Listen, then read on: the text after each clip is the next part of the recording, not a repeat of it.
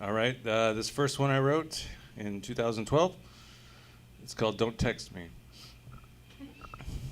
Call me what you will, a pill, a chill, a temporary thrill.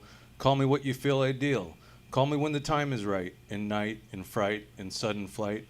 Call me when the lights ignite. Call me when the autumn leaves fall and the sound of rain reminds you of us. Call me so we can stargaze and warm our souls with thoughts alone. Call me so we can climb a tree and share all of Earth's energies. Call me so we can pretend we're kids again and dance in the prairies of imagination land. Call me when you're sad. I promise I won't be mad. In fact, call me when you're bad. I'll tell you that's rad. You can even call me at 2 a.m. It's okay to tell me everything they said, because come morning, I will cure your head with the best breakfast in bed. This one is called What I Do Know. I may not be able to tell you why you are here, and I may not be able to tell you if there is a heaven. But what I do know is, there is no parallel to the beauty and love you shine upon this universe. I may not be able to tell you why you feel the way you do, and I may not be able to tell you why I feel the way I do. But what I do know is, my once wild eye has become fixated on the essence of your existence. I may not be able to tell you why planets collide, and I may not be able to tell you why stars die.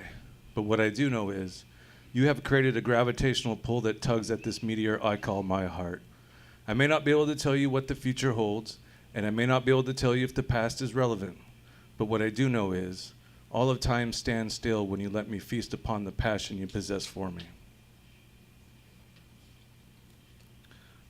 This one's called Universal Language. Planets colliding, stars dying, dark matter rising. And yet the universe whispers softly. She tells me that you're the one worth fighting for.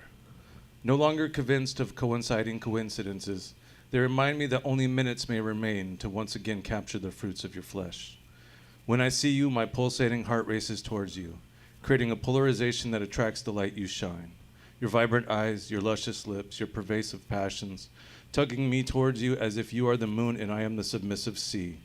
Our dance shall resemble that of a planet's holistic orbit around her sun. When close, we feel the heat from the fire within. When far, we feel the entropies of the emptiness between us. I'll hold you the same way gravity holds the universe, and love you the same way stars love to shine. This one's dedicated to my grandmother. She passed away just over 10 years ago.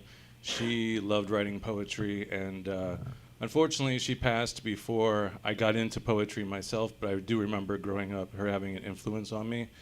And so her influence led me to take a poetry class at OC, and when I did, it opened my world to poetry and gave me an appreciation for it that I wish that I could have had when she was alive, but I understand that that's how life works sometimes, so it's okay.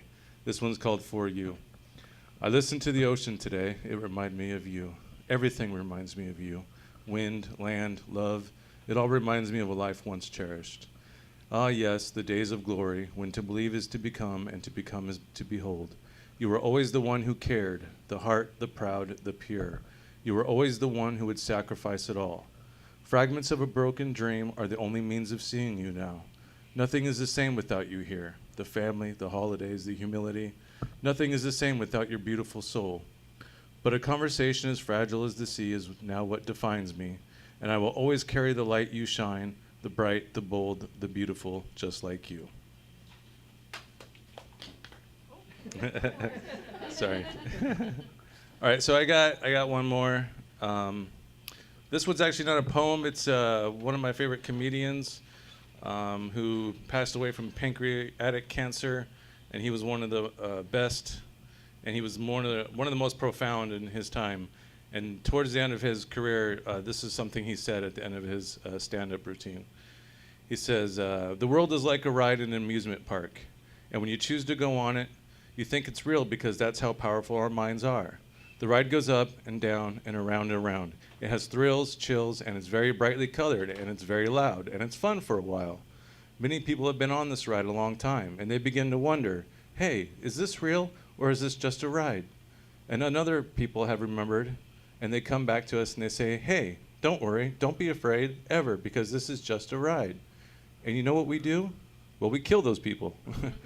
Shut him up. I've got a lot of money invested in this ride. Shut him up. Look at my furrows of worry. Look at my big bank account and my family. This has to be real. It's just a ride.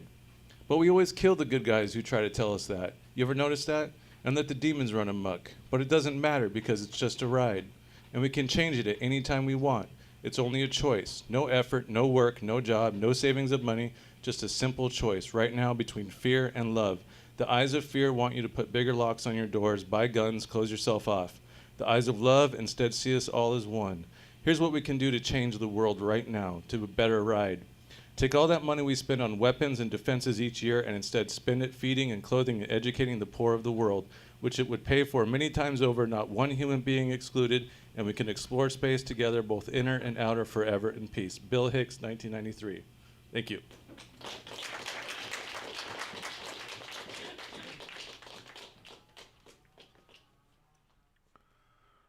Ocean Blue by Mary Ellen Rogers.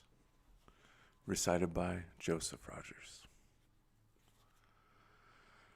The ocean, oh so blue, brings back such fond memories.